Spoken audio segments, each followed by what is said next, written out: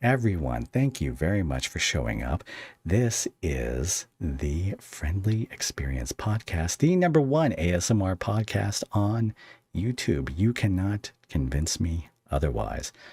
With me today it's Esme Jones from Reddit, of Reddit royalty, Reddit fame, and creator of the Talking Tales subreddit, if I am correct. Hi everyone. Yep, Talking Tall Tales, the Triple T. It's nice to be here. Thank you for having me, UTC. It is a pleasure. All right, to get started, how long have you been on Reddit? Well, it's been about 3 years now from an ASMR standpoint. It's been a lot longer for that on another account where I was doing some other writing, but we're just gonna say 3 years. So, what other writing would you be talking about? It's like, this is like fan fiction. Is there a dark history with Esme Jones fan fiction, and is it Star Trek related? It's not Star Trek related, but I can Mm, confirm that mm. I've written an entire Terraria fan fiction that's novel length, so at me if you wish to. The little pixel dudes, right? Like I could never like get past the first level of Terraria, just like gathering resources and stuff like that. I was never that good at it. But there, you have created an entire like not just physical world in the game, but like a fictional world as well. Is it just like goofing off with your friends kind of fan fiction, or is there like named characters from the game? It does the eyeball make an appearance? Eyeball does make an appearance. I have lovingly named him Steve. There are characters, they're just the NPCs with their usual line. It was 100% me just being like, this game doesn't really have lore. I'm gonna make up some lore because I have nothing better to do. So I did.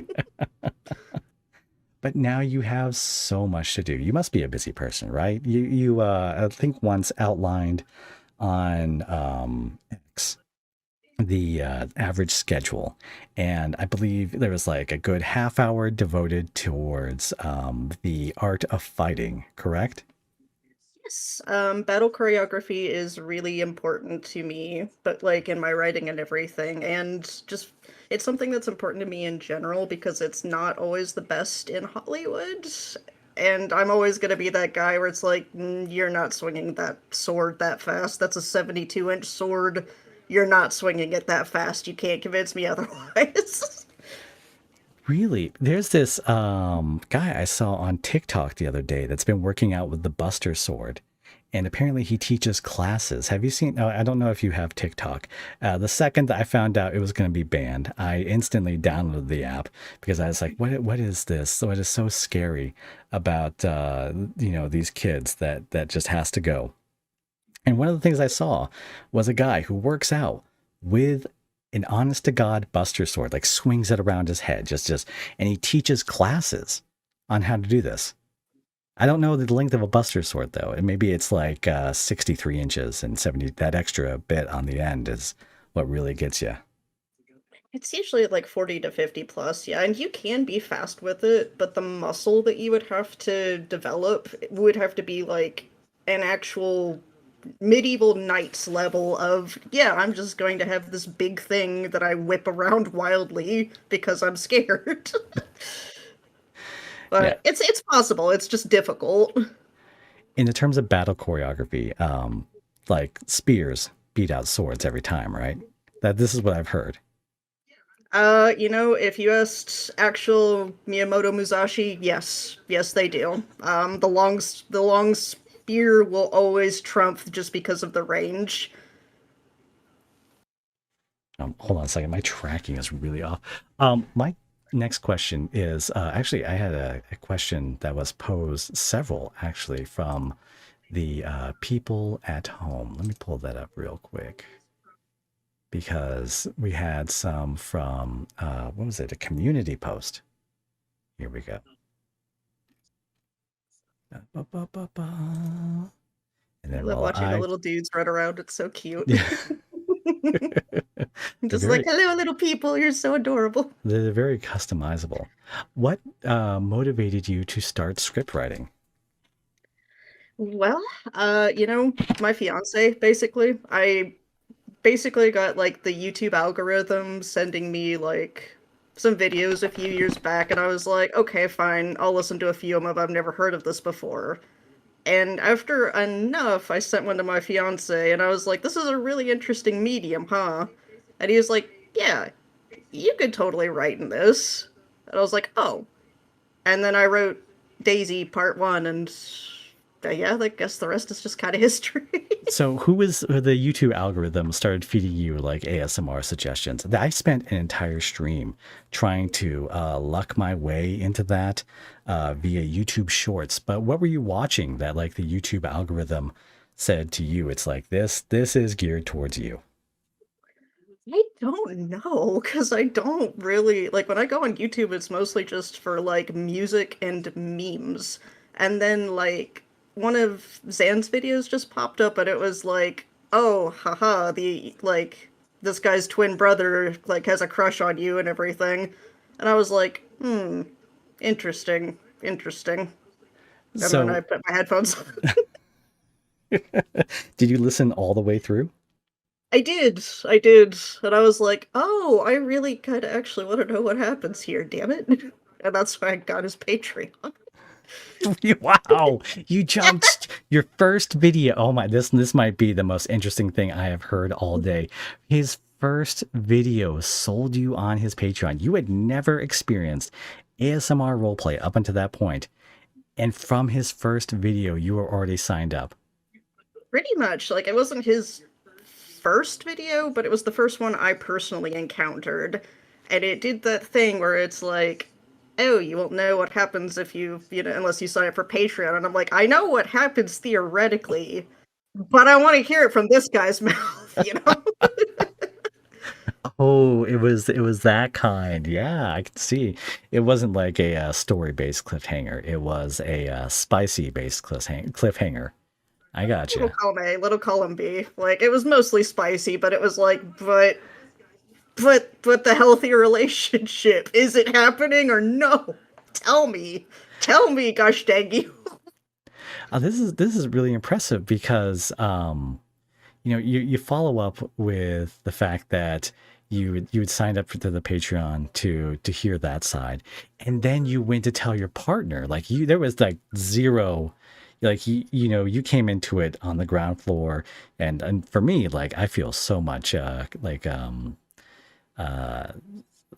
reservation and telling others, that's like, oh, this is what I do online.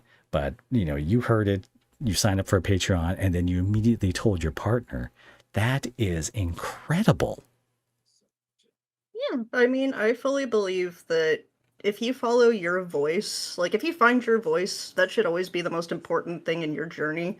But if you are working on finding it and everything, there's really no time to worry about anything being cringe or anything like that. It's like, just go and enjoy it. And my fiance are both kind of people that are like, oh, yeah, this could be something. Why the heck not? In fact, I think he's hanging out in chat if you are. Hi, Sam. Oh, cool. Hello out there. Yeah.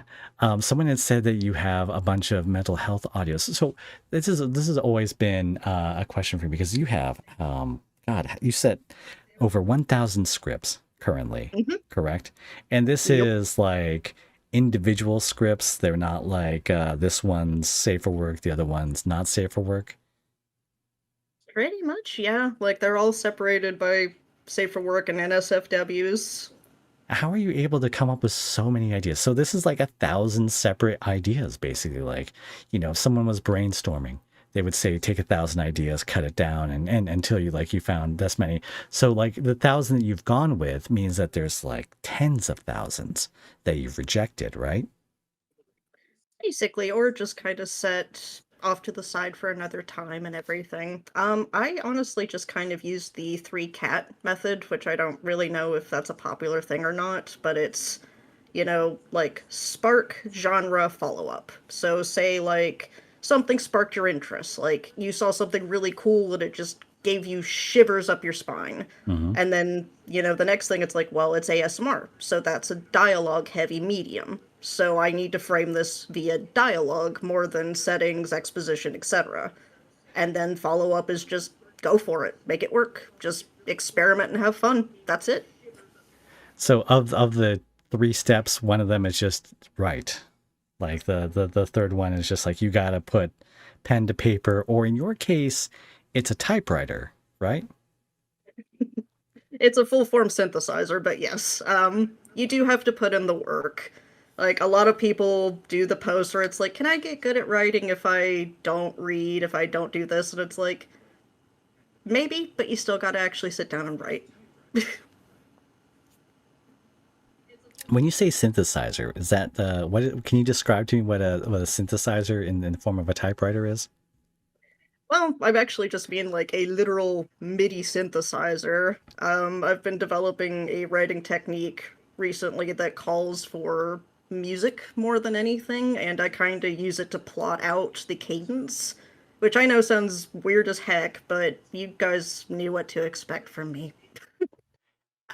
I feel like you're burying the lead here. So, is it that you're composing music before, like you're typing something down, or is it that each letter has a note associated with it?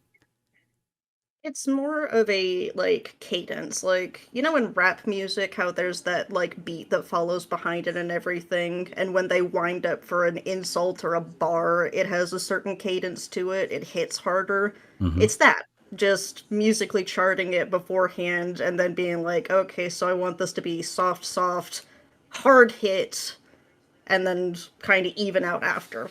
Actually use it a lot for the argument scripts that I write. That's what gives them their punch, usually. That's incredible. Do you save any of these? And like, Uh, well, you have to, right, to listen back to them, or are you just charting it out, like you're writing it down, and then you go from there? I just kind of write it down. I don't think I have anything saved, to be honest. Like, I voice act a lot of the scripts out first, too, and then I just delete those because I'm not a great voice actor. No, no, you come on. No, I'm That's not. gotta be gold. Okay, first of all, if you've like voice acted 1,000 scripts, you have to be like just first of all an excellent reader. Second of all, like that is still much better, leagues better than someone that like can't stand the sound of their own voice. Eh, I don't know. Maybe I'll get to the point where I'm more bold and I'll post them and everything. It's just I don't know. I still have my things where I'm like, oh no, the cringe, even though I'm far too old to be caring about cringe, and none of you should care about cringe either. Cringe is just being earnest, and that's okay. Exactly. But now I am super curious. Like I am so enthralled with this idea that like one day you'll have a post that has not only the read done by you, but also like the musical cadence with it. That is that I didn't out of all the ways I thought that this evening would go, I did not think that this is what I would find out. And I am blown away. Like you do like a mini soundtrack to these. Try to. I'm not very musically adjusted either, but I do my best. It's just, it's just finding ways to kind of help yourself stay accountable and get into it. Because tricking yourself into like having fun is half the battle. Lol, Lamau, 80s, 90s quotes. Yeah. Speaking of 90s, I heard you on your own podcast last year talk about 90s television, and I guess the cartoons was what you were talking more about then. But like, what kind of 90s cartoons inspired you? I got a lot of inspiration from the action shows like Gargoyles. I freaking loved Samurai Jack. I loved, even though that was 90s, 2000s ish. Hmm. Powerpuff Girls, I loved. I will say, I think honestly, the biggest inspiration for me, though, funnily enough, is probably Hey Arnold, because it was the first show I ever watched that taught me how to both write and have those quiet moments of reflection and everything, which you still don't really see a whole lot of, even in today, like in different medium today, which sucks because it's a really good thing to know how to do, I feel. Yeah, the Hey Arnold was like something I'll see come up as people dissect it, especially the different types of characters. Like, what was it Helga's mom is famously a drunk, and the way Hmm. she's portrayed, or one of the families is like refugees from, I believe, like Vietnam or something. Oh yeah, Mr. Wynn. Yeah, lovely Yeah, character. yeah, I do remember the movie, and I remember the fact that like the kid had like a football-sized head, but yeah, it's you can't get the quiet moments anymore is why like you get the what is it people playing Subway Surfers at the bottom of YouTube short to keep people interested. It's just there's not enough time for quiet moments these days. Yeah, plus it was one of the few shows that actually portrayed city life. Like, suburban life was so prevalently displayed in those shows. You never really just got to be like, oh, that looks like Seattle or New York or Chicago. That's really cool. And, now that I live in one of those big cities, I'm like, oh, this is 100% exactly how it was like in Hey Arnold, except modern, and I don't like it as much, but fair. Yeah. But speaking of the quiet moments, in your writing you deal with the silent listener. It is, the person that is unable to, or if, you know, given time, just like can't verbally express, what they want. They have to do it either through actions portrayed, either by the VA or sometimes sound effects or where they are placed in the environment at the time. And I was curious, like, what steps you take to portray the listener in that you feel like sets you apart from other writers. Well, I don't know how much it sets me apart, but I will say that I treat the listener and the scenery around them as two separate characters. So when I can't rely on the listener to react or, like subsequently get the exposition out in one way or another, that's usually when I rely on the scenery and everything, where I use sound effects and everything to kind of convey the mood more so than anything. At the end of the day, the listener is, at least to me, they're another character. Like, they're the audience in a sense and everything. And you're kind of the ride conductor at Universal Studios making, like, the twister attraction happen around them. Yeah. I don't know if that's the best explanation, but honestly, if you can't rely on, like, a talking character, rely on the scenery. It will serve you well every single time. It's true, but like a lot of the sound effects are optional. Does it like okay, so this will bring it into the interpretation portion, right? Because everything that you write is still up to interpretation when it is performed. And with over 1,000 scripts and I assume at this point thousands of performances, is it does it like disappoint you when someone doesn't do the sound effects? Like I've seen some writers even go as far as to include links to files to sound effects.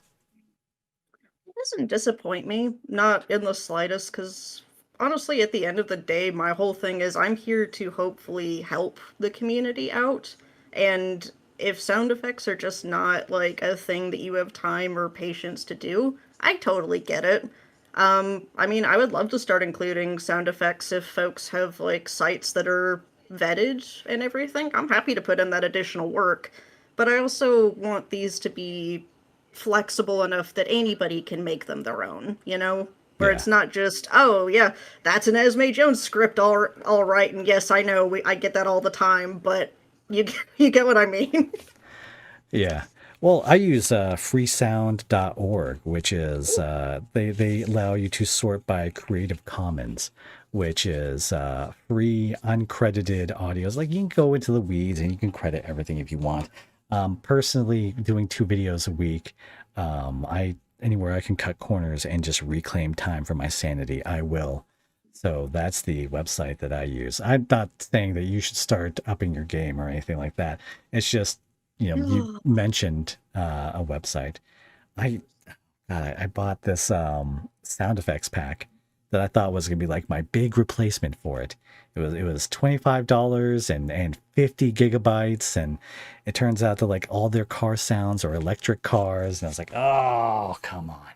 So Oh, it's yeah. it's it's not it. It's definitely a skill in and of itself of sourcing things, and but these things like creative endeavors require a lot of different skills, and it's always interesting to see when people take on new responsibilities. Like you created Talking Tall Tales. Is that the correct subreddit? Yep. You can just call it T3 though. That's kind of our colloquial name for it. That may be, but it'll make it much harder for people to find when they're trying to type it in. True. So, as the creator of r/ Talking Tall Tales, what was the impetus for starting something different from ASMR Script Haven? It was kind of a two-part deal. Like, the first part of it was just a lot of people weren't really happy with ASMR Script Haven anymore. And, with the person, or as a person that kind of has the expertise, or has friends that have the expertise to set something up, we kind of figured, why not? Why not make a space for people?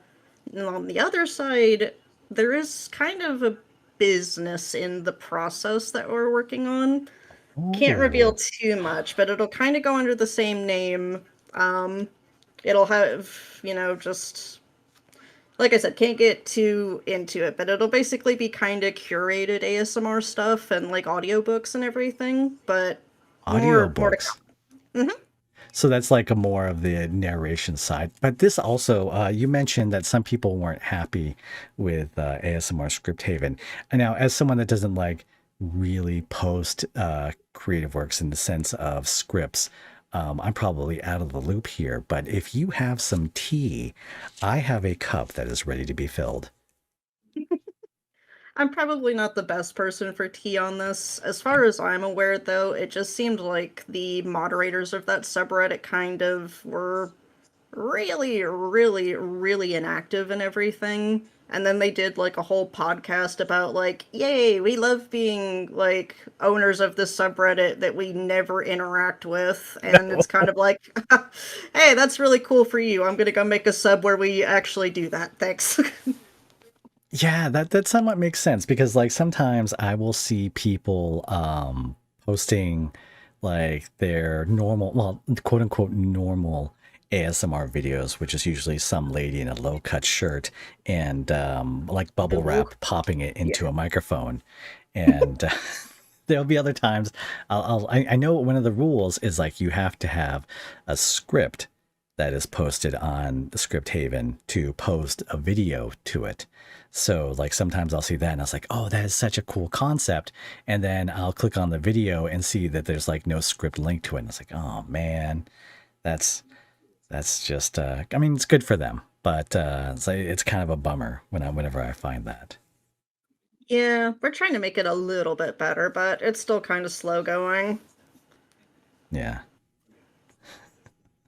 You'll get there, I'm sure. But you need to advertise it more. I will be honest. It took me a good month to find it. I was going through the daily posts, and I was like, I haven't seen Esme post in forever. And then I had to like go back through a previous fill and then click your link, and then from there I was able to find it. So we need to get the r/ Talking Tall Tales name out there so that it can get more of that glow. Here's hoping. We've kind of been hoping it's been artificial, it's going to do artificial growth and everything. And my day job has been eating my sanity, but hey, I will not take like any gumption if somebody's going to rep us. Like, feel free. See, another thing I was afraid of is I know that you had gotten some push. Now I tried.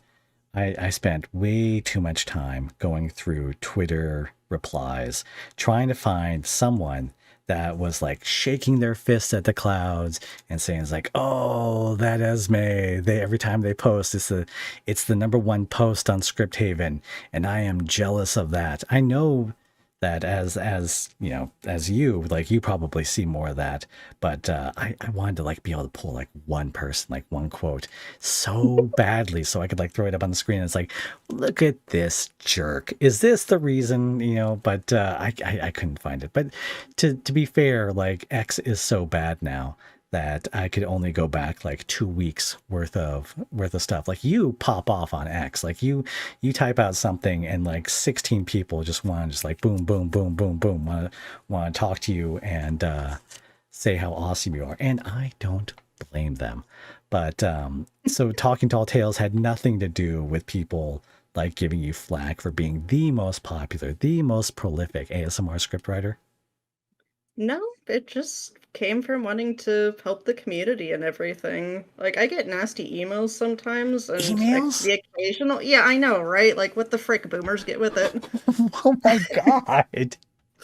They're I sending you know. direct emails. Like it's not even like a message on Reddit. Like someone just it's like it's from their probably like their work address or something, right? It's like Tiny Tim at FedEx.com or something. And you're like, why would you put that to your name, sign your name to this? They send you actual honest to God emails. Yeah, and hey, anybody that doesn't know, people can totally see your IP address in your email headers. Yeah, Yeah. be careful with that. But yeah, I don't know. Like, if people are genuinely envious of me, then it's usually news to me. Because I don't have beef with anybody in the community as far as I'm aware. If somebody has a beef with me, then I'm sorry, I am too much of an autistic little goblin to have noticed, but feel free to send me an email about it, I guess. No, you can't encourage more emails to show up at your doorstep. Just tell them to say it on Twitter, like to say it in front of the crowd, so that everyone else can chime in and tell them how incredibly ill-informed they are for such a decision. That is insane to me that someone would, instead of like taking time to just write and do more, they're like, oh no, I'm going to email this person, I'm going to make them stop, and then my stuff is going to be great. Like did they Yeah. did they include their Reddit name? Like did they say it's like, my series of harpy tomboys No. would have taken No. off if None only of that. your well-grounded semi New York style talking guys weren't taking up space. Hold on a second. That does remind me. I've been meaning to ask you about this forever. And you did Okay. say that you like kind of live in a big city now. Is it just me, or is it like there are a lot of guys that you write that are kind of like this like almost like 1950s style tough guy from New York City? Is Hmm. or am I projecting? Like every time I look at the script, I'm thinking it's like, is it? Am I going crazy here? Am I gaslighting myself, or is this like something that you're aware of? No, I am very aware of it, and like a lot of the stereotypes for that come from my uncle Dominic, who very much so thought he was like a mobster. Like he was like the white suit mobster wannabe guy, and he Yeah. was very sweet to me. I loved him to bits and everything. But it's like, my dad would be like, Uncle Dom's in the mafia, right? And he's like, he works at Arby's, he's not in the mafia, dude. Unless his cover is like the best, he does not work. It's the He's not best in the witness mafia. protection that we've ever seen. Yeah, I don't know. Like, I just like that kind of character, just the tough guy, but you can get a little vulnerability out of him after a little bit. It's just a good stereotype to work with. I agree. Like it always hits. It is always fun. Um, Follow up to that question though, what makes you decide that you want to add a second character, like especially a second voiced character to a script? It depends. Honestly, I think the situation where I see it the most often is when, like, it's a couple having a fight and, like, the speaker who is, in the fight can't recognize on their own that they're being a giant dill hole? Yeah. Like, there's a lot of instances like that in real life where it's like, oh, sorry, me and the old lady had a fight and everything, and the guy's friend is kind of like, oh, you shouldn't have done that, man. And then the guy is like, "Oh, you think?" And it's like, "Yeah, I do. I do in fact think." But like I try to keep it narrow, but sometimes another character is just good to bounce off of. Like it's just good to have somebody else in the room to kind of be like, "Oh, the mood." Yeah, I totally get it. I mean, it always like surprises me. There was what was it? There was one script I have sitting in my to-do list, and it requires another person, but it also has the guy in therapy, which I believe I saw a comment here recently where they said that you've been sending a lot of the characters to therapy. Is this true? I mean, it's either that or I think that's like the best ending for them. What do you want? I get so many people that are like, I really would have liked this script better if he had died. It's like, well, you rewrite it then. He lives. You can kill the jerk boyfriend. I want him to live this No, time. I stopped killing characters a long time ago because there would be too many people to ask for them to come back. It is too sad. You know, it's just yeah, killing off people isn't that cool. It's fun to do when you like are you reading a book, right? Because it has a certain weight. I believe I once read someone write, oh my God, this isn't plugged into anything. I once read someone write that if you're going to include a crime in your book, that it has to be a murder because no one cares about anything less. And do you Hmm. ever read books on writing? I mean, I do sometimes if there's something that I'm feeling particularly weak on, like pacing, for example. I've read a couple of good books on that recently, and I did read a book called "Why Does He Do That?" I'll have to look the author up, but it's a book about well, abusive men, but it gave me a lot of insight into writing characters like that a lot better. You can get that book for free as a PDF. It's a great resource, by the way. Um, Oh, but yeah. Mhm, and it's called Why Does He Do That? mhm. Amazing. Yeah, that I bet like it's a short Google away. We'll be able to find it. That so and but okay, even with the MIDI style that you use, you still want to read up more about pacing? I do. It's just like because I'm on the spectrum, I get time blindness really bad, and that does translate into my writing. So there are whole series where I've like written something happening, and then I'm like, wait, did this happen in like 2 weeks or years? I'm scared. What happened? Yeah. Well, that makes sense. Okay. I have touched on others being envious and apparently writing you nasty emails. That is still hard to grasp.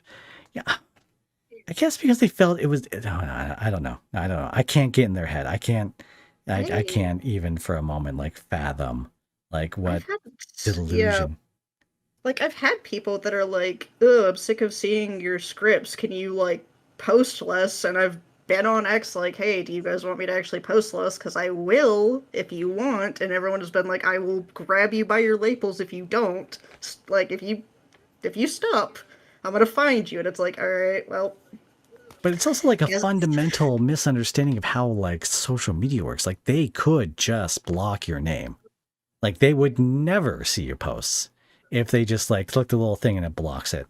So it's not even that. It's just that that's like straight up envious at that point because they want their stuff to be up higher, which is I don't know. It's I just can't fathom that mindset. Sometimes I will search like boyfriend ASMR in YouTube, and it's like, of course, my stuff is going to be at the top, but I'm never going to think like, well, if these people stop posting, then it's going to make it easier for my stuff to come up. No, because in at least on YouTube, it's stuff drives traffic from like Mhm. video to video. So if like some guy's video like really pops off, it might be, my thumbnail in the end and someone clicks that based on recommended and they're making me money that way. But that is the long way around of me asking, is this, with how prolific you are, is this what you do for a living? It's not. This is a side gig for me. I have a day job as an IT tech, which is as glamorous as it sounds.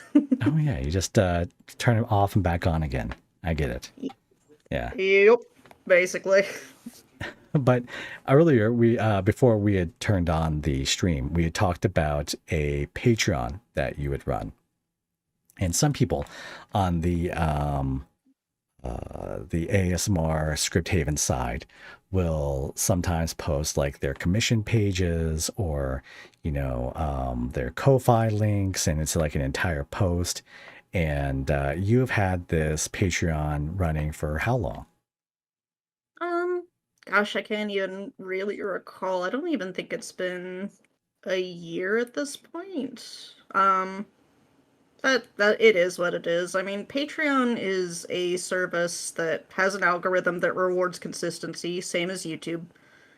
Same as really any kind of subscription, whatever and everything. And with my, 4 collective jobs, it just didn't work great for me. It can work great for everyone, but not so much for me. It was still fun though. So this is surprising because I've never heard of someone talk about like a Patreon algorithm. When you say that, like, are there people that have not seen your work previously that would be served your work through Patreon? Yeah, believe it or not, there was guilt by association, I guess would be the nice way to put it. Because I was doing NSFWs pretty Hmm. much exclusively, or just stuff that was too raunchy for YouTube. And some people got recommended to me from others doing something similar. Not even ASMR scripts, just erotica. So there is definitely an algorithm. It's not very well explained, and you'll probably never really get the Google Analytics on it or anything, but it is definitely consistency based. That is amazing. That's fascinating. I wouldn't have ever thought about that. And I've subscribed to a few Patreons over the years, like just seeing what different people offer and things like that. And it always felt so siloed off. I'm very surprised to learn that there's like a cross pollination, if you will, when it comes to Patreon. That is something new I have learned today. That is amazing, and it rewards consistent posting. I even had the app on my phone and never was recommended to anyone else. I wonder why that was. Hmm. I But think it's been improving lately, at the very least. yeah. But believe the last update was that the Patreon is closing down, and you're going to be posting the content somewhere else. Is that correct? Yep, pretty much just going to be posting all the NSFWs straight on my Reddit profile. So click safely, please. If you are over the age of 18 and want to check out r/u/ it's Esme Jones on Reddit is where you want to go. Click the follow button, make the numbers go up, and all that good stuff. How many? Which is your like if you wanted to post something and you thought like I need this to be seen by as many people as possible. What platform are you posting on? That's a tough one. I guess with my current audience, probably Reddit. But honestly, if I had the energy, I would just create my own blog and min-max that thing to, make it my own. Honestly, that's the kind of control that a lot of people need, Mm-hmm. but the initial investment can be a pain in the butt. So, is there a future Esme Substack in the works? I don't know about that. Um, no, I mean, right now I think we're mostly just focusing on talking tall tales and everything. And a thumbnail project, which I'm hoping to get off the ground to help folks. Nail project. Okay, so I've actually been talking with someone else about the process of thumbnails lately. Mhm. So this is fascinating to learn that you're also dipping your toes into this, and part of the reason why it fascinates me is because the way that a script is written and titled is so much different than how it will be portrayed on YouTube. Mhm. The way it grabs someone's attention. You can go with like it's not even like an inside joke kind of name, but like it can be a name that portrays more vibes. Whereas YouTube, it's like boyfriend hits you with chair on top of the head while standing. Like it's an entire clue set that you put out for YouTube when it comes to titles and thumbnails and things like that. So what kind of thumbnail work are you talking here? So basically, the idea would be to create a kind of contract for artists where it would basically be like, hey, we're going to pay you X amount to create this many pieces of art that are going to be commercially available, and then basically just figure out a good hosting site for the images and everything. The Mhm. caveat is, of course, going to be like, the contract and the artists and having their names in there and kind of figuring that out and everything. But honestly, it should be fairly straightforward and repetitive enough to where we can just keep vetting artists, bringing them on, and getting more art, and like enough to where AI won't be necessary or even attractive. But again, in the works. That's amazing. So it's kind of like so currently like the I believe the go-to answer for people is to go to like Pick Crew if you are looking for the most ethical way, short of paying an artist on your own, to source a guy.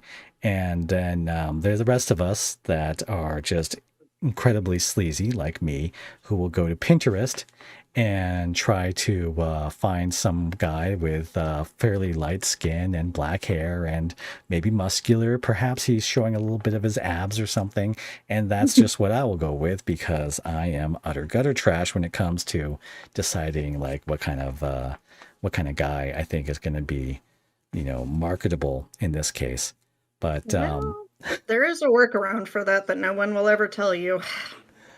Just find fake grand order boys and get their pictures. Like oh, the people really? that own Fate Grand Order do not care about that, like the thumbnail art. And there are plenty of lookers in there, like Okada Izo. There you go. Perfect murder hobo. Murder hobo. All right, I'll have to keep that in mind. Fate Grand Order, FGO.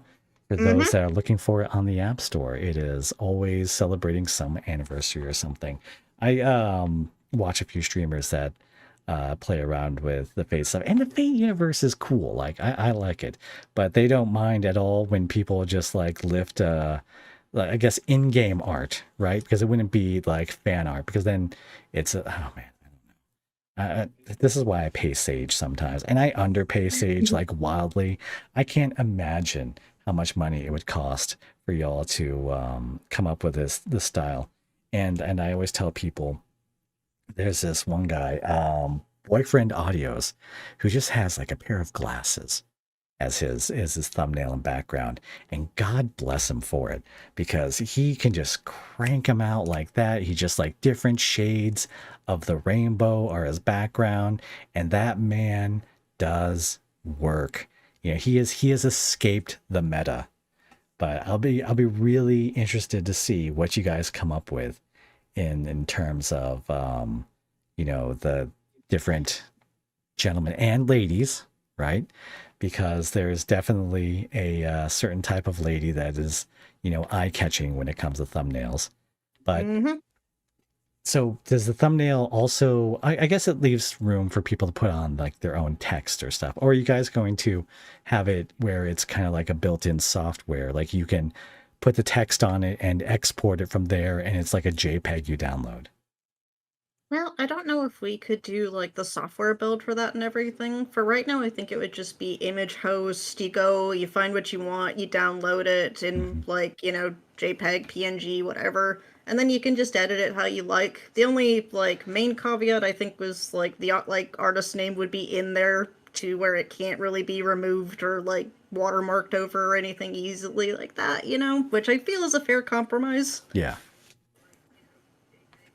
Yeah, I'd agree with that. All right. So man, thumbnails, you guys are taking on thumbnails. You already score your stuff. That is impressive.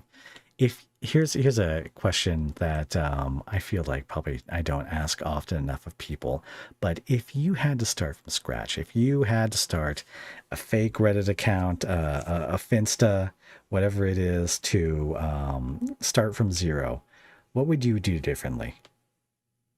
Um, well, I'd have sound effects in there now that I know where to go get them.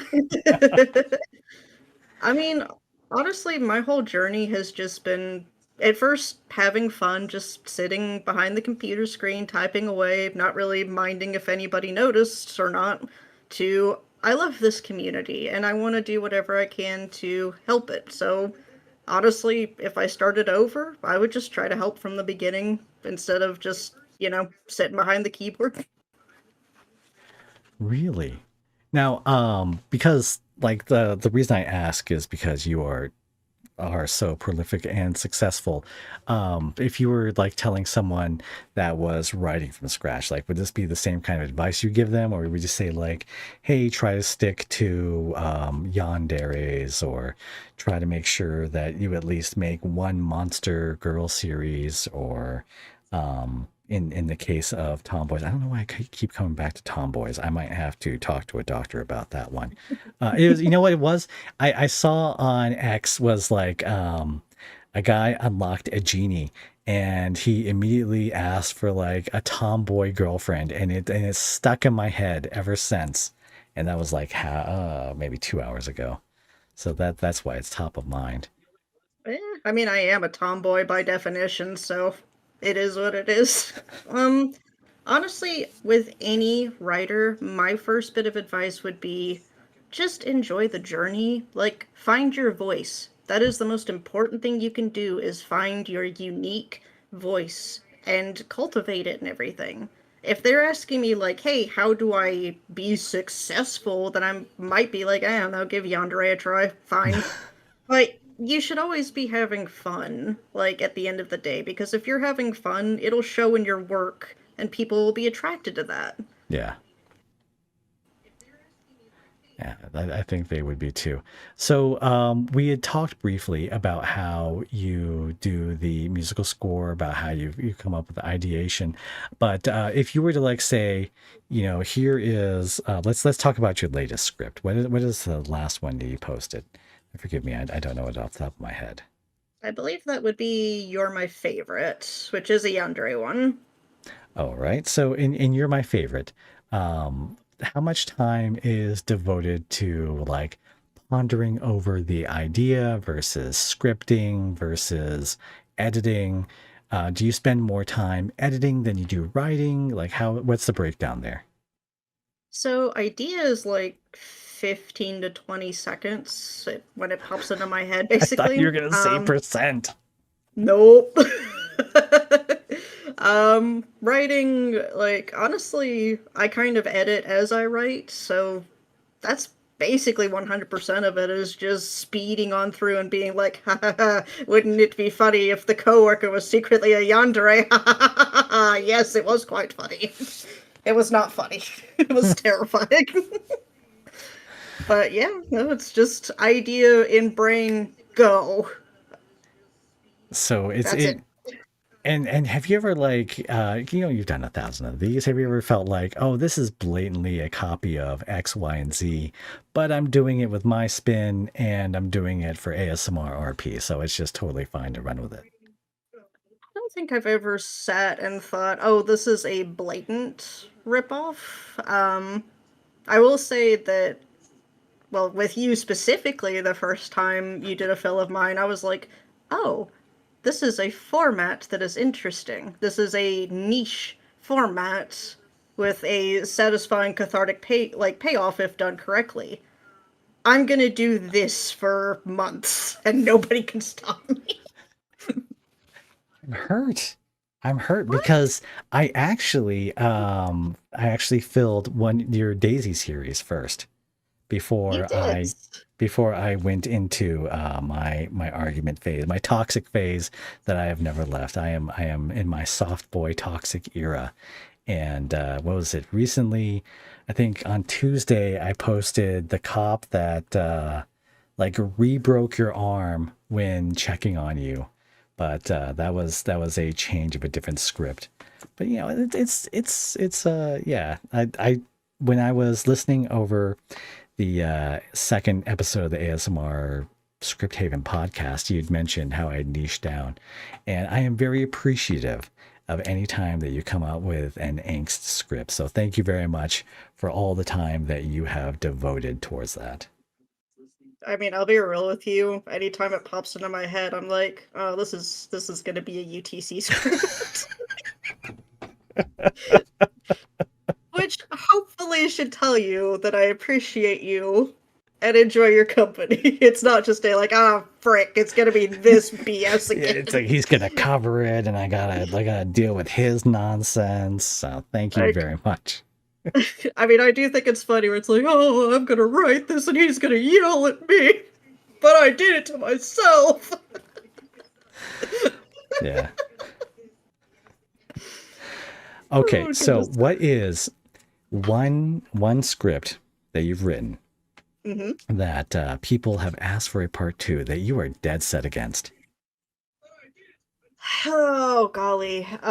You know that script you mentioned earlier about the guy seeing a therapist and everything? Hmm. If I'm remembering that one correctly, I really didn't want to write a part two to that because I'm really not fond of cheating like in scripts or in any literary medium for personal reasons. Yeah. But so many people were like, "No, I need like I want to hurt. You don't understand. I want to hurt." So I finally was just like, "Okay, then hurt," and did a part two. And now already it's like, "Okay, but how about that part three?" And it's like, "My God, my dudes, It's my endless. brothers and sisters in Christ." Yeah. You know, it's sweet because you know, people want a continuation to the story. On the other hand, sometimes it feels like, well, maybe the story is just ended and there is no more like fantastical tale with this couple or this group or these characters. You know, there's many other things to explore. You know, and what people sometimes ask for when they ask for a part two is they want that happy ending. Is they like, how do we get from conflict to a happy ending, and please make it. That's at least that's how I interpret a lot of the requests for part twos. I You know have what been getting, the funniest part of it is that I like you did one of my scripts where I straight up was like, "Hey, just so you guys know, this was a response to somebody saying, 'Hey, Esme, your angst game is weak.'" It's like, and then they came back and they were like, "What? This is sad. Why would you do this?" And it's like, What do you want? What is it you desire from me, your personal trash fairy? Because I can't help you. I don't think I can help you." so where is it these people are finding you and cornering you and just basically necking you? Is it like other writers that you're talking with, or is it people that are on your personal Reddit page? Like, where is this happening? It's mostly just like in the Reddit comments, on the scripts themselves and everything. Like I know they're being cute and everything. It's adorable, but at the same time, it's like I but the character died. I can't. There's. I'm not bringing him back. This isn't Marvel. You can't make me. He's just dead now. Oh, shots fired at Marvel. Is that because I was it? I think Iron Man's coming back for something. Is that Ew, what you're is referring he? to? I heard they're gonna do Iron Wars, and maybe that's like a what if, a Marvel what if. I haven't kept up. There is a new Captain America movie that's coming out next year. I had no clue about, and I always just assumed that like they didn't cast a woman, and that's why I haven't had my YouTube feed flooded with angry people. So it's just like Oh, something innocuous. those gosh dang women taking all the roles in Hollywood. Oh my God, I can't. These people are so weird. I And mean, it makes me long for the 90s where like you always had to include a wheelchair kid in whatever you were doing. Like no one was screeching about it. And you know what happened is we built ramps places. All right. The world became a better place because of the wheelchair guy we added to the new extreme Ghostbusters. You know, these things are like totally fine to include people in. Just yeah. I mean, I just miss the 90s where it was like, ha ha ha, the fat kid is fat. That is his entire personality. It's like, hey, me too. I can relate to this. Oh he's my god, that's hungry. listen. I You know what? The Marvel thing though doesn't even annoy me because they do that crap all the time in the comic books too. It's like, oh, Captain America's a Nazi. Oh no, he's not a Nazi. Oh, he's dead. Oh, he's not dead. Oh Okay. yeah. Well, It's like, the X Men ooh, has such a good take on it because the Goat, my hero, my king, Jonathan Hickman, wrote the X ooh. Men into the point where it's like, hey, they got like weird superpowers, and that's their entire deal. They've conquered death. We're gonna have them die on a regular basis, and that's just part of their society now. And that was like to me such a cool sea change in the way that like comic book stories were told. It hurt me personally when he finished up his time on the book. But Oh, I I bet he recommend was excellent. oh yeah, I recommend his work to anyone. Not just that, but like the Fantastic Four and what was Oh yeah, it? Secret Wars. Yeah. Secret Wars was so good. Like honestly, like for anything that just does death in a really satisfying way, I'm gonna say it. Regular show. Regular show did not give a single F word about anybody dying in it because it's just like, oh, they came back for to fight the giant duck man. That's cool. What? But it's so cool. You're just like, I don't care. This is awesome. Let it be. I couldn't what was it? Mordecai. Mordecai was too cringe with his breakup and any episode of like regular show. I couldn't watch that and separate that part of the character out. So for me as like I could never like really get into it the same way I would something like Adventure Time. It's hard to sit through, but I get like the thing I think a lot of people miss is that that show is about growing up in your 20s and learning to be a less shitty person. Yeah. And Mordecai has to grow past the cringe too, unfortunately, which is hard to watch, but you know, at the end of it, you're like, oh, good, he's not a simp. Yay. Good So job. you're saying it's worth the payoff. I should go back and watch more regular show. Yes. Yes, If I I were to am. skip to like the last season, would that just be fine, or like am I missing out on all the character growth? You'll It's one of those shows where you can watch it kind of randomly, but the Hmm. character growth does come episodically and it is subtle. So you can go to season 8, but you'll be Season really 8? confused. I Yeah. thought there would be like just 5 seasons or something. 8 seasons of a show. That thing ran for 8 years. Good Lord. Yeah, it did. It was awesome. I feel older now.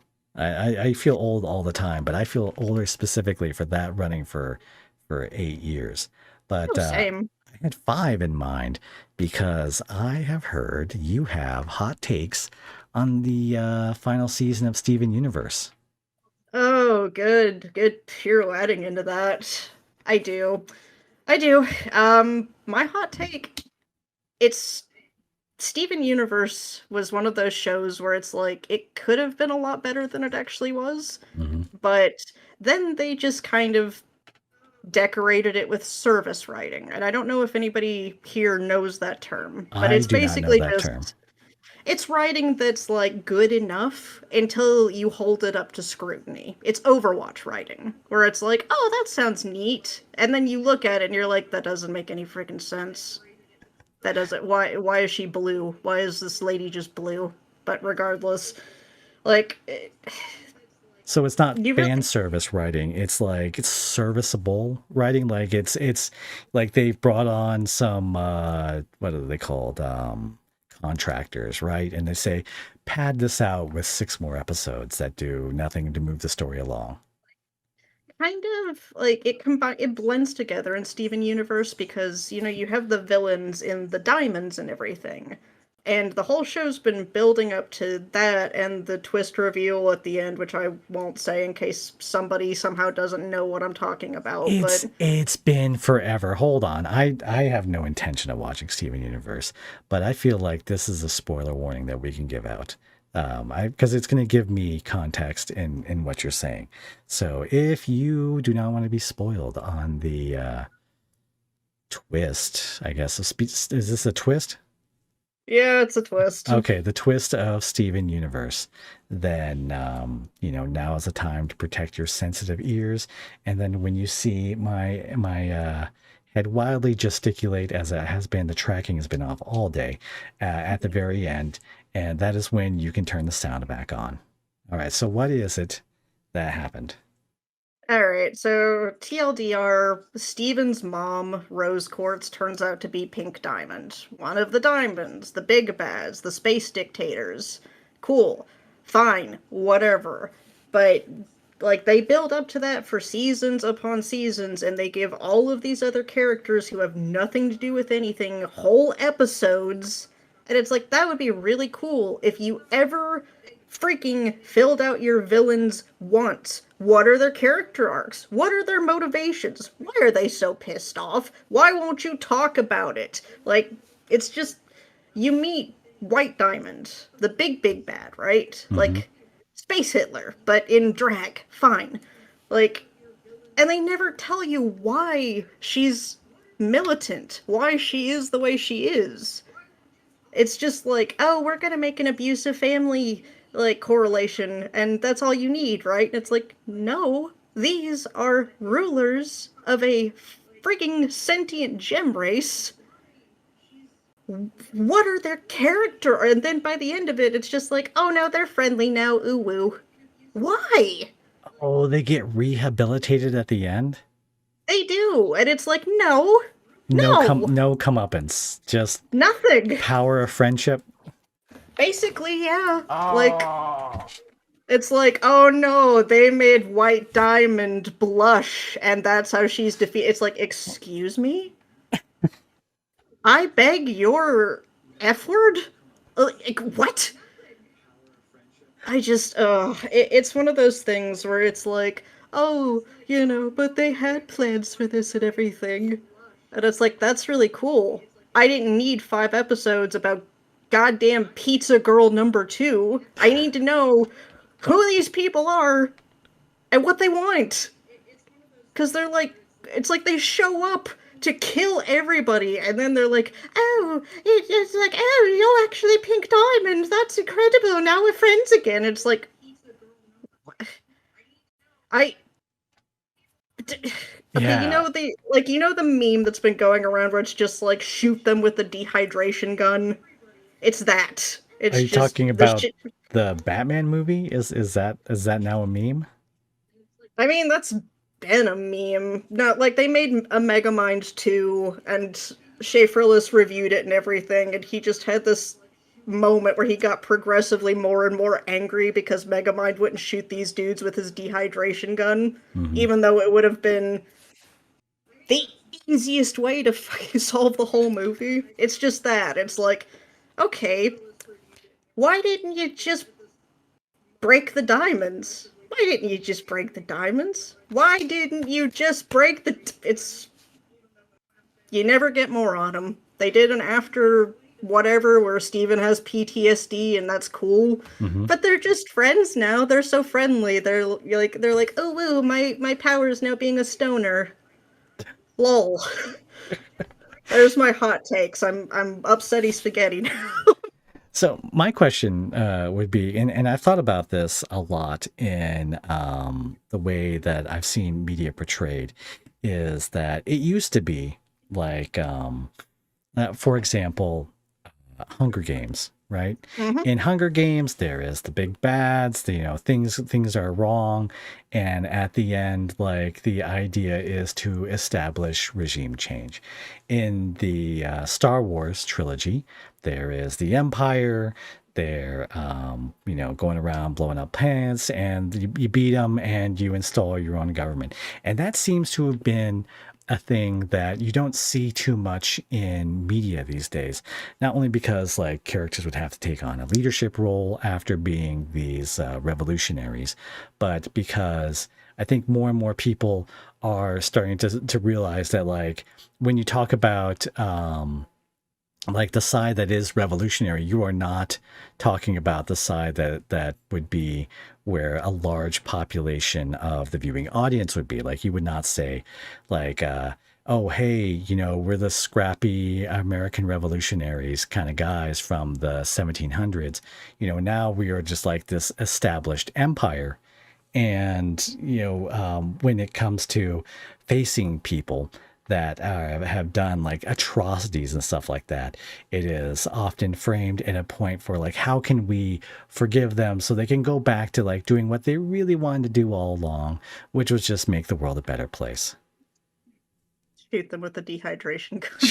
The dehydration gun. I don't know that meme because I haven't seen Megamind 2. The closest thing I saw was people talking about power scaling when it came to uh, the the dude that looks like Markiplier. I forget his name, but Metro Man? yes, Metro Man. Yeah, because apparently Yeah. he was like so fast that he just would be able to like blitz any other person, and Oh that yeah, was no. He and Titan both were basically God in Megamind 1, and then in Megamind 2, it's like, alright, you've got Lava Monster, Weather Girl, Mime, Night that makes things dark. I am a fan anytime a mime gets superpowers and or has like a special gimmick. And they did this in DC, I feel like really well, where they had a pair of mimes that were able to just like, use their finger guns and it acted like real guns. I was always a big fan of that. I'm hoping that you're about to tell me that Megamind 2 is worth watching because the mimes get the proper glow up in this one as well. Um, do you like DreamWorks shows that on Nickelodeon, like The Penguins of Madagascar? Because it's about the same quality, but with terrible writing. No. I No, not be the same. No, like the mime is okay. He hypnotizes people, but Mhm. he also talks, and it's like you're not a real mime. Hypnotizes people. Yeah, he kind of does like a Junji Ito spiral shape with his fingertip, and that hypnotizes people. Oh, yeah, that is interesting. Yeah. I can't wait until they come out with that show. Are you gonna watch it when it comes out? Maybe, Have you maybe. have you read the series? I have not. Sorry, I'm Oh, looking at pictures of this mime dude, and I'm just like, ugh. just not big on mimes right now. I get it. All right. I mean, I So like mimes. I just think this guy's a chud. Oh my god. Okay. Sorry, I'll stop looking at mimes. thank you. So aside from Reddit, are there any other places that you post scripts? Um, Not scripts per se. I do other writing work on sites like Upwork, and I do some, ghostwriting for books and stuff. But Really? yeah, Ghostwriting for books. So I guess when you ghostwrite for books, you can't exactly say what books, right? I can't, no. Oh. Because Can you technically tell us a speaking, I didn't. genre? Um, Most recent one, erotic sci-fi. Yeah. There's Erotic not a sci-fi. Oh, so what's if I go to Barnes and Noble and I find the spiciest Star Wars book that they have on the shelf, I could possibly be reading your work. if it's got a sexy General Grievous in it, maybe. There we go. Y'all heard it here. Go out and look for the sexiest General Grievous that you can find. And it might be written by it's Esme Jones, proprietor of r slash Talking Tall Tales, something to check out and follow when you check out Reddit next time. Next time you look up your little cat pictures and animals being bro memes. What other subreddits do you enjoy? I really like Data is Beautiful. That's actually how I know so much about algorithms and YouTube and everything. I like Nature is Effing Lit. That's always a good one. And I will admit, sometimes when I'm bored, I peruse, like, Am I the Asshole? Right. See, now I had thought maybe you use that as inspiration for scripts or something, because I was looking for like those hater comments, and so I was like, oh, I'll just click their profile and search to see like what who they're talking to, kind of things. And you do have like when you browse "Am I the Asshole?" you do have a take on the people. You do not hold back. No, I get a little spicy sometimes, which I shouldn't, because like 99% of the stuff on there is 100% somebody's creative writing assignment. Which, by the way, writers can tell. We can tell, okay? Don't. But still, it's like, I don't know, it's fun to get heated every now and again, because Hmm. like, heck, my best friend and I met each other because of an argument on Reddit, and I met my fiance through him. No way. Yeah. Tell. Come on, you gotta tell that story.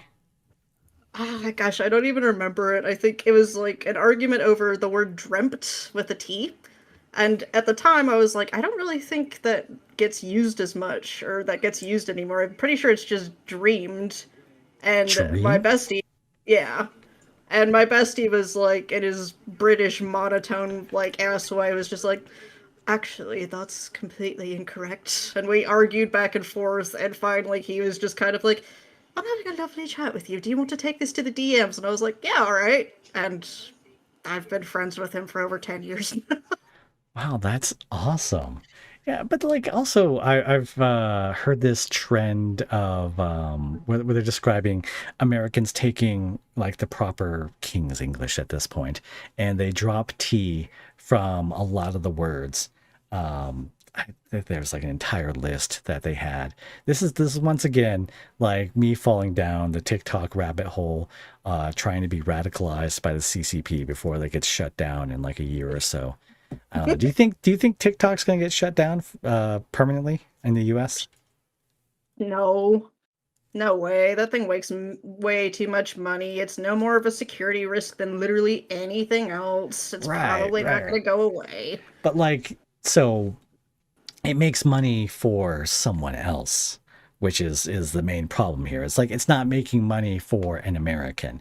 It's making money for Singaporeans over in Singapore, and then like the people that use it for their business and things like that, elected leaders probably could care less about.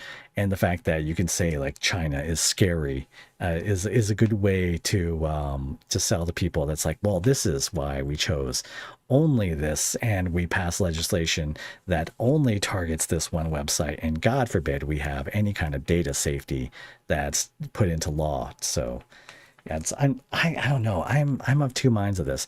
Part of me thinks that like the government falling through on anything would be impressive and like a feat in and of itself. But the other part of me is like, they probably would take away what the kids like. They did it to vaping. Yeah, I mean, probably, yeah. I don't think it's gonna get banned over here, and honestly, I think the CCP has way too many internal problems to super duper worry about it on their end either. Like, they are collapsing from the inside, and that's a little bit more scary than some kids doing the floss. I don't know what kids do anymore. I'm freaking old. Or They like, do you they know, do the slick back. Do you know what the slick um, back is? UTC, please. Do you know what the slick back is? No, no, I don't. No, you just It got is me. Wait, no, a the pimp named Slickback. No, and I understand. You would think that it has something to do with the pimp named Slickback, but the move itself makes it look like the person is floating on air as they are like running to the side. If you take the time and look it up, the Slickback dance. It is the audio mixed from a pimp named Slickback. That is 100% part of it. But the dance itself is incredible, and I still can't figure out how it works. I have spent probably a good hour trying to learn how to do this because it looks like people are dancing on air. Oh, it's this. Oh, okay. Oh, okay. Yeah, that's like a moonwalk hop into a hit dim, folks. Yeah, That's fair. it is definitely it's the new floss in my opinion. That's what people are going to. Well, I guess people can't reference it in popular media because then you're referencing a pimp. But yeah, that would be the one that has caught on at least most of the attention I've seen. That's pretty cool. Oh Huh. yeah. Don't mind me. Like I have a weird fascination with like hip hop dancing and like using it in animation and everything. So I know all of this like BS that's not helpful to anybody about like hip hop dancing. Do you do any work in animation? I'm trying to learn. I'm trying to learn. It's a slow process. Yeah. What kind of program do you use to animate? Is it like oh god, what was that 3D one? It's like Unity. No, like Unity doesn't do animation. What do people use these days? I'm using Maya at present. Oh yeah, well, that's pretty cool. It's hard as frick, but it is fun. Like I don't know. I'm probably trying to like learn too many things at once, but that's just how the brain go. Yeah, you could pick up that shiny thing. I get it. That's how I started.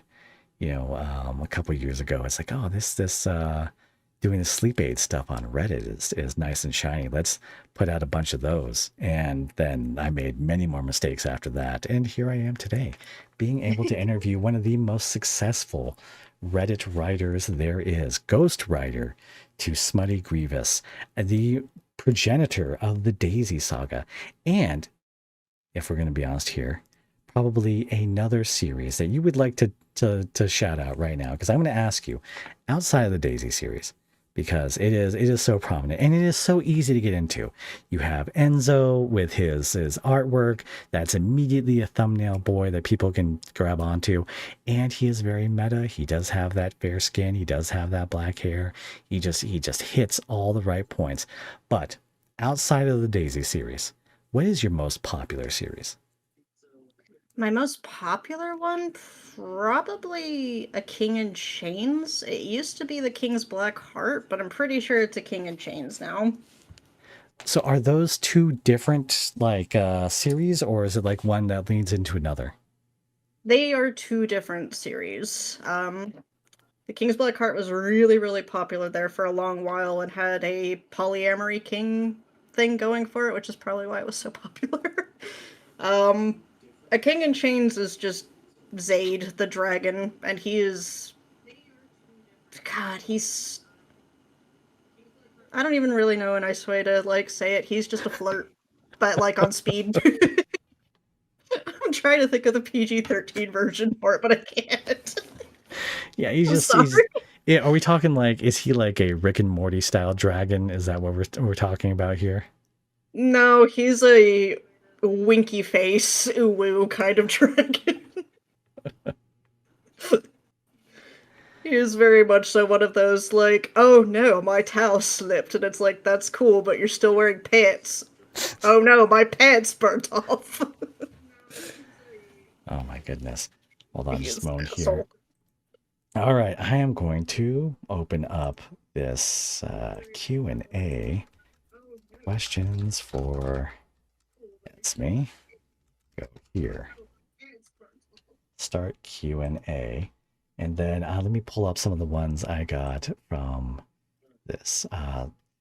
Have you had a chance to check out the community post? We did have someone say that I read your scripts as a hobby. They wanted to know what is your favorite script and what script are you most proud of? And is there a difference between the two? Hmm. Well, the script I'm the most proud of is honestly one that nobody has like read, and it's called Maneater. Um, I don't really Like I'm really, really proud of it, and I do love it, but it's not like my all-time favorite. Hmm. I think I'd have to give that one to Oni of the Morning Sun.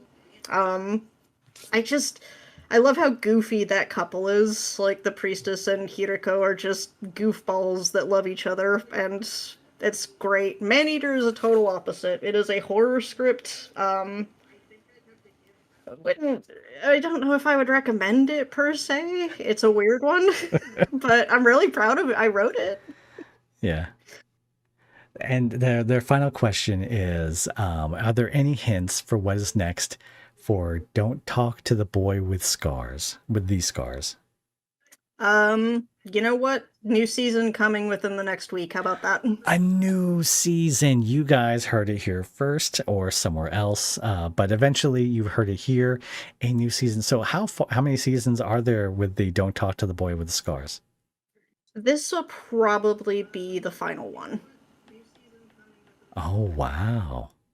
A veritable Netflix offering right there. Like, May 15th, new season drops right there. Another question that's come in is what motivated you to start script writing? Like I said, I just kind of stumbled on the format and everything. Writing dialogue has always been one of my strengths when it comes to just any kind of writing, so the fact that it's such a dialogue heavy medium just worked really, really well for me. Hmm. And then the community proved to be like so loving and chill and accepting. I was just like, all right, I'm here to stay. Yeah, the community really is great. That's one of the fantastic things. Not only that, but like it also encourages multiple script fills of the same thing, which is not what you would find in other places. Like you wouldn't see the same top 10 list be filled by multiple people on YouTube. But I've always been amazed at how readily people and how willing people are to listen to like new versions of their old favorites. That is always nice. Yeah. Next one is, do you have a writing schedule? Um, I don't really have a schedule per se, but I try to write bare minimum 1K words per day. Whether that gets published or not really depends on like my energy levels and how much I've gotten done, but I try to stick to 1K minimum per day at the very least. Mhm.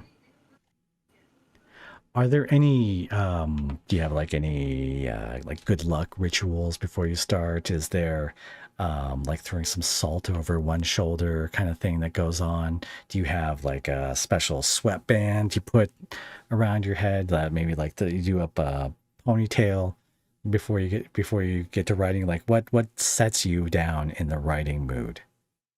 So I'm pretty much always kind of in writing mode, which I know probably isn't great for my health. Um, honestly, like I have playlists that I use, and I use something called Brain.fm when like the spectrum is proving too difficult. Hmm. It's got music to kind of help people like with ADHD or autism or whatever focus. It is like a paid subscription. It's not that much, but you can listen for free too. It helps me when I'm struggling though, so it is a resource if you'd like. That's really interesting. So that is BrainBrain.fm, the website that helps you focus for people with neurodivergence, correct? Hmm. Yep, just Brain.fm. Awesome. All right. So you say you do like 1,000 words, and I know from personal experience, 1,000 words puts us at about maybe 6 minutes. And most scripts are a little bit longer than that. So do you in general try to write a script all in one go? Or is it that you will get to like a certain point, take some time away, and then come back to it a different day? It really varies, to be honest. I'm kind of one of those heathens that like has a Google Docs tab open, gets an idea, opens another one, starts writing, goes back to the first one, opens a new tab, new idea, rinse, repeat until it gets done. One of them, anyways. So like that 1,000. Okay, well, look, I got to ask the question. How many tabs do you have open right now? About 20. No. All right. And so that 1,000 a day, do you measure that across all documents, or do you say like it has to be on one specific document? Honestly, I measure them across all if I'm having a low energy day. That's Hmm. my one way that I'm usually nice to myself when it comes to this sort of thing. Yeah. All right. Well, that answers the next question, which was to ask you: do you finish one before you start another? Do you have multiple going? Obviously, multiple going, but it is a process, and it is one that works. That covers the ones asked in the community stream. I have a few here that have been asked in the live stream. This one is from Nayland and says, "Does Esme think it is easier to write for everyone rather than writing for a person in particular?" Okay. I don't know if that means, wait, I personally think it is hard to write when I don't know who will use it. Oh, okay. So, like, do you have a VA in mind when you write something and that makes it easier? So, to be honest, not typically. Like, if I'm commissioned to write for someone in particular, then I go out of my way to, like, listen to a bunch of their stuff, nail down their voice, their niches, etc. But if I'm just writing something broadly, I'm usually just writing for me, just having fun and everything. But honestly, I kind of trust at this point that I connect well enough with the community that people are generally, hopefully, going to enjoy it. And I think that's kind of one of the hard parts is learning to trust yourself as a writer and Hmm. just being like, you know what, even if people don't enjoy this, I had fun writing it. So that's where I kind of sit. Yeah, definitely. And I think that's a good way to go about it too, because at the end of the day, you've when you hit that script and you put it out, like you're happy with it, and as the part of the intended audience, like that is fulfilling, and that's something that I've always felt when I make videos as well. Sam asks, "Are there any scripts you're considering doing a reboot for?" Um, I've had a couple of requests to do that for the Still Here series, which I might end up doing because people apparently really like Bully Redemption series hype. Other than that, besides the King of Wraiths, not really at this point. I'm open to suggestions, of course. Yeah. Um, and you can send those as suggestions online at user slash it's Esme Jones, ITS Esme Jones on Reddit. And that's where you'll find it. Soon to be a Substack author, or where you can send fan letters to the smuttiest General Grievous fanfics that you can find published at Barnes and Nobles. You Any one of those conceivably, places, you'll be able to reach Esme. That is a please, yeah. please. Sensory VA Audios asks a question, and they are a very was it was I was going to say lore. They are a very story-driven channel. They have recurring characters. They have through lines that go in many of their videos, and they build up a universe unto themselves. And they ask, "What is your brainstorming format like for making multi-part stories and scripts?" You know, for me, I usually do like this kind of initial burst of like, oh, these characters seem interesting, and then I'll work on building them. And then it's like, okay, what kind of world would these people belong in? And then I build the world around them. And then it's Mhm. like, okay, well, what would these people do together? And that's where the plot comes in. Like, I build around character because that's the easiest for me. And there are different root points. It's like you can start with plot, you can start with setting, you can start with characters, whichever. That's just how I usually do it. I build around character and kind of go from there. Mhm.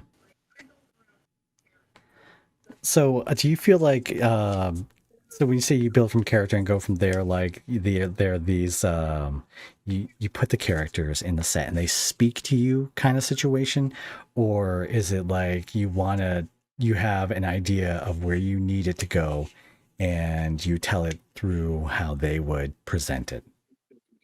So I'll use Daisy as an example. When I first started, it went, okay, Mafia seems to be a popular trope. Let's give that a try, because why not? Mhm. Okay, here are the characters.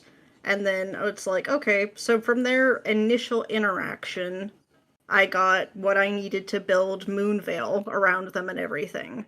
Now, at the time, Moonvale was not meant to be a supernatural place. I had not gotten that far.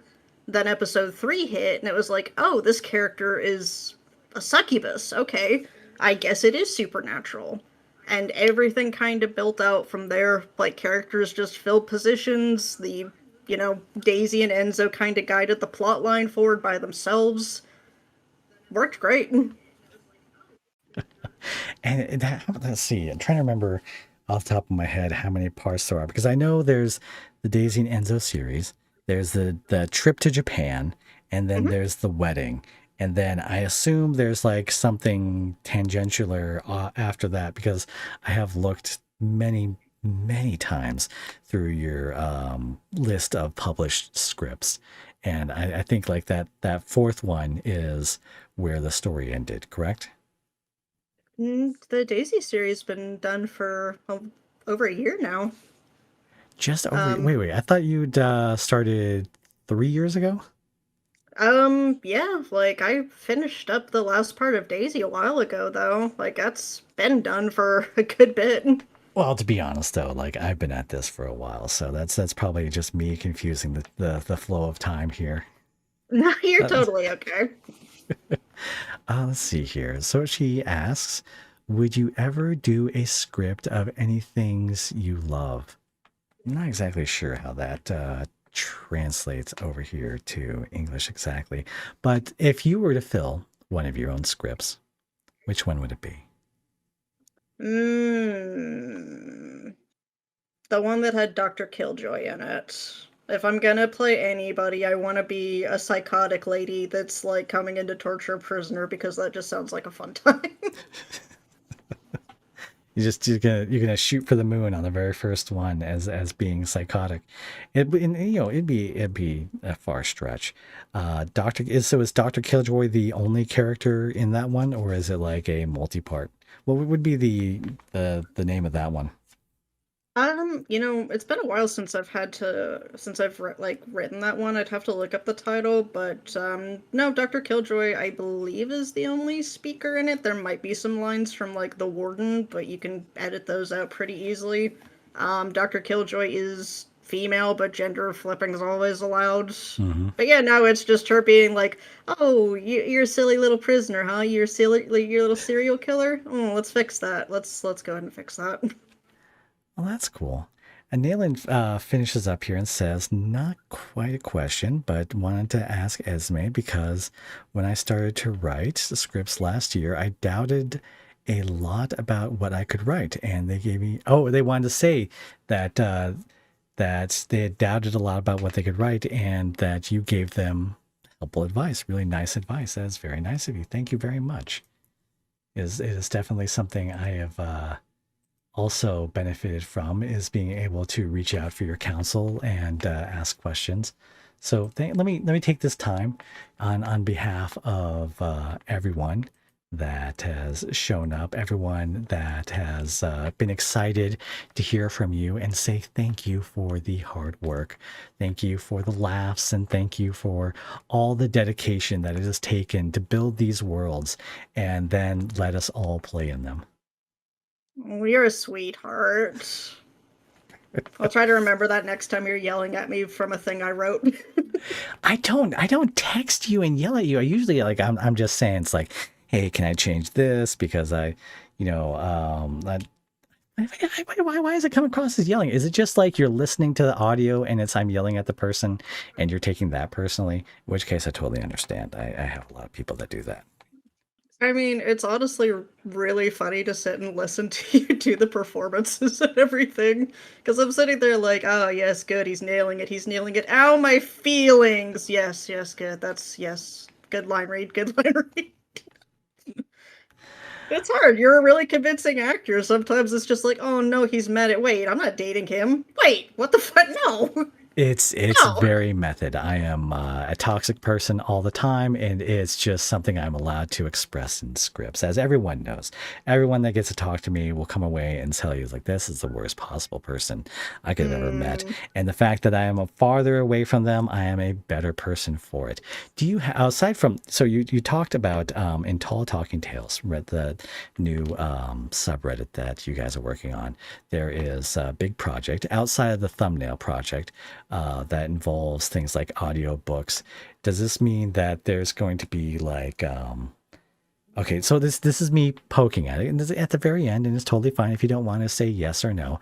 But does this mean that there might be something like the Audacity publishing thing, where these are not just going to YouTube, but maybe going to like a paid service? well, I mean, honestly, we really want to bring the community in and everything. And I think the main goal at the end of the day is going to be like, oh, here's some scripts. Like, we're commissioning you to put this up on here. You can have a profile that like goes back to your YouTube or whatever and everything. Like, it's really just a big effort to kind of bring the community together to have like curated content that people get to vote on more readily, that's a little bit safer and etc. So it's a work in progress and everything, but we do want to get people involved for sure. And yeah, you're on the list too, buddy, don't worry. Oh, thank you very much. I actually struggle with part of the reasons I change things up so much is because I struggle with reading and dyslexia and stuff like that. But I do look forward to taking on more narrative based stuff or whatever you guys think suits it. But you did say something that caught my attention there, and maybe you want to confirm or deny that. But so this would be content that is meant to bring people to the subreddit, right? Because you talked about commissioning people. You talked about commissioning people when it came to the thumbnails, and you talked about commissioning people when it came to making content for it. But like, what is the revenue driver? If you guys like, it can't just be something where you guys are just spending money on it to have a vanity project out here for talking tall tales. Like, what is the X factor when it comes to revenue, and when you're talking about all the money that you're already talking about spending on it? Well, that we're kind of still trying to like pin down. Like the subreddit itself is only loosely associated with the business since business is just kind of in the beginning phases and everything, which Hmm. is fine. But like every bit of work that went into the subreddit, I'll be real, if I just paid out of pocket for it, like for the art and everything, and I'm okay with that. Like it's just another way I can give back to the community, but hopefully we'll, know more about the revenue thing for the actual Talking Tall Tales site once we get a little bit closer to it. Oh, well, I hope with your IT background that you guys are able to take advantage of some kind of app. Because when I was, exploring stuff on Patreon, like a lot of people always talked about how easy the app was, and just having something that just like readily works on your phone seems to be the way the future is going, whether it be watching Subway Surfers while listening to a podcast like this, or having the being able to scroll the comments while listening to a fill on the Talking Tall Tales website or app, or the triple. What do you guys call it? The triple T. Yep, T3. T3, yes, the T3000. Let's go with that. Oh man, you know what? That one is free. You guys get the T3000 app out there. It already has a built-in audience. I don't know if it's going to be the same audience that wants ASMR roleplay in the same way, but definitely it's catchy. It definitely is. All right. Thank you so much for coming on to the show. It was a pleasure having you on here. I'm going to let you go. I'm going to spend some time here yelling at the people as I want to do on videos. And I get their live feedback when I yell at them. So it's a little bit more catharsis for me on this side. But thank you again for coming on the show, for agreeing to come onto the show, and even agreeing to come on after I'd been a bit of a jerk, saying no, it's only for YouTubers and YouTube people who are cool. Until I found out that like all the YouTube people I speak to are not nearly as cool as you. So that's why we are here today. That is why we say goodbye. Thank you very much. And you can tell the people farewell. Well, thank you for having me, sir. I appreciate it. And everyone who attended, I also appreciate it. Thank you so much. I'll see you around and hope you have a good night.